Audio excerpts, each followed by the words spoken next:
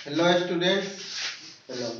आज हम लोग क्लास 12 को पढ़ेंगे, जिसमें हम लोग पढ़ रहे हैं एनसीईआरटी वॉल्यूम 2। तो जैसा कि प्रीवियस क्लास में भी हम लोग जो है पढ़ रहे थे इंट्रोडक्शन ऑफ फंक्शन, मतलब फलन का परिचय। लास्ट वीडियो में इससे पहले हम लोग देखें। आज हम लोग उसी में आगे हम लोग देखेंगे कि कोई भी फंक्शन का डोमेन क्या होता है, कोडोमेन क्या होता है और रेंज क्या होता है।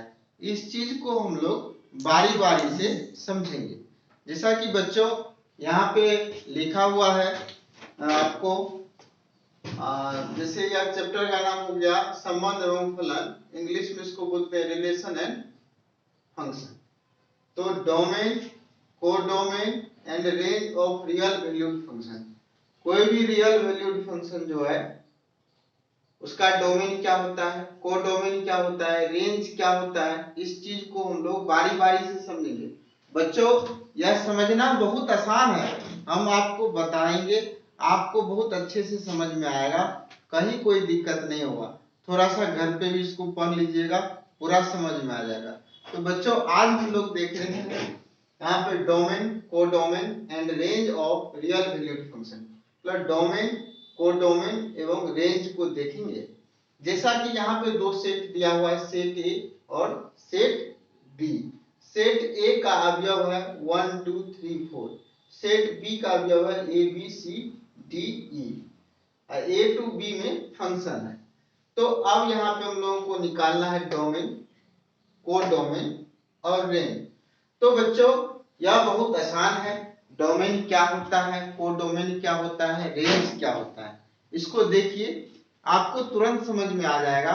कोई हार्ड नहीं है, बहुत आसान है। इसमें देखिए कैसे इसको हम लोग समझने का प्रयास करते हैं।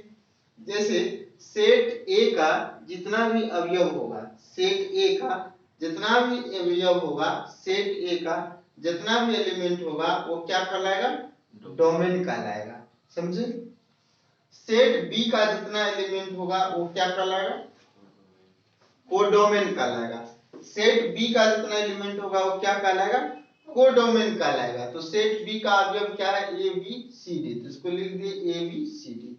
तो ए हो गया आपका कोडोमेन। बच्चों अब रेंज को समझना है। रेंज क्या होता है, यह जो एलिमेंट सेट ए का जो अवयव है, इसका जो इमेज सेट बी में है, वह जितना इमेज है वो सभी का जो सेट होता है वही कहलाता है रेंज। वही क्या कहलाता है, रेंज। इसको हम लोग इस तरह भी समझ सकते हैं, the sets of all image of element A in set B is called range. मतलब अब इसी बात को हम लोग हिंदी में करेंगे। जैसे जितना भी छाया है वो सभी का समुच्च और ए के अवयव का छाया बी में हो तो वह क्या कहलाता है, रेंज कहलाता है। तो यहाँ इमेज क्या है, ए बी और सी, तो ए बी सी, तो रेंज हो गया ए बी सी। तो बच्चों यहाँ पे हम लोग देख रहे हैं डोमेन, कोडोमेन, रेंज को। डोमेन हो गया 1 2 3 4, कोडोमेन हो गया A B C D E, range हो गया ए बी सी, ये हो गया। तो बच्चों अब हम लोग देखेंगे टाइप्स ऑफ फंक्शन, मतलब फलन के प्रकार। तो बच्चों टाइप्स ऑफ फंक्शन बहुत इंपॉर्टेंट है, खास करके यह चैप्टर जो है इंजीनियरिंग के पॉइंट ऑफ व्यू से बहुत ही महत्वपूर्ण है। जैसे टाइप्स ऑफ फंक्शन मतलब फलन के प्रकार, तो इसमें फंक्शन कितने प्रकार के होते हैं उसको हम लोग पढ़ेंगे। उसको हम लोग एक एक करके पढ़ेंगे, उसको हम लोग बारी बारी पढ़ेंगे। जैसे पहला होता है ऑन टू फंक्शन, उसके बाद होता है इनटू फंक्शन, फिर मेनी वन फंक्शन होगा, फिर वन वन फंक्शन होगा, one one onto function होगा, वन वन इनटू फंक्शन होगा, मेनी वन इनटू फंक्शन होगा, many one onto function होगा। तो बच्चों बारी बारी से इसको हम लोग एक एक करके पढ़ेंगे और समझेंगे कि क्या होता है। यह बहुत अच्छा तरीका से हम आपको बताएंगे और आप मरते दम तक ना इसको भूलिएगा। एक बार दिल में जगह दे दीजिएगा, कभी नहीं भूलिएगा। तो बच्चों यहाँ पे जैसा कि हम लोग देख रहे हैं लिखा हुआ एक नंबर में ऑन टू फंक्शन, क्या लिखा हुआ, onto function. Onto function का ही एक और नाम है, तो नाम क्या है? Surjective function. क्या है? सर्जेक्टिव। कहीं कहीं किसी किसी बुक में बच्चों लिखा रहता है सर्जेक्टिव, तो आपको घबराना नहीं है, आपको पता है कि ऑन टू फंक्शन को ही सर्जेक्टिव फंक्शन कहते हैं, ऑन टू फंक्शन ही सर्जेक्टिव फंक्शन कहलाता है बच्चों। तो यहाँ पे हम लोग देखेंगे ऑन टू फंक्शन का डेफिनेशन क्या होता है। a function f from a to b is said to be on to function। Function a to b जो है उसको हम लोग ऑन टू फंक्शन कहेंगे कब? इफ मतलब यदि डोमेन इक्वल्स टू कोडोमेन, कोई फंक्शन का डोमेन और कोडोमेन यदि आपस में बराबर हो जाए तो उसी को हम लोग क्या बोलेंगे? Onto function.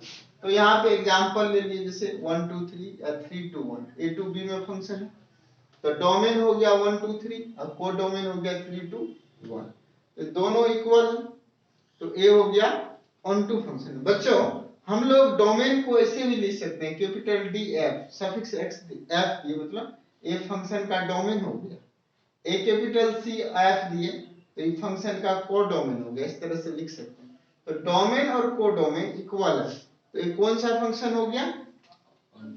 Onto function हो गया। कौन सा फंक्शन हो गया? ऑन टू फंक्शन हो गया। इसको हम लोग ऐसे लिख भी सकते हैं, फंक्शन ए टू बी जो है यहाँ पे क्या? ऑन टू फंक्शन है, समझे? ऑन टू लिख दिए। अब है इनटू फंक्शन। क्या? Into function. इनटू फलन क्या होता है इसको हम लोग देखेंगे। A function f a to b is said to be into function, ये इनटू फंक्शन कहलाएगा कब? If it is not onto function, यदि वह ऑन टू फंक्शन नहीं होगा तो क्या कहलाएगा? Into function. Onto function के लिए क्या होता है? डोमेन और कोडोमेन बराबर होना चाहिए, तो डोमेन और कोडोमेन बराबर होगा तो ऑन टू, और डोमेन कोडोमेन नहीं हुआ तो इनटू फंक्शन होगा।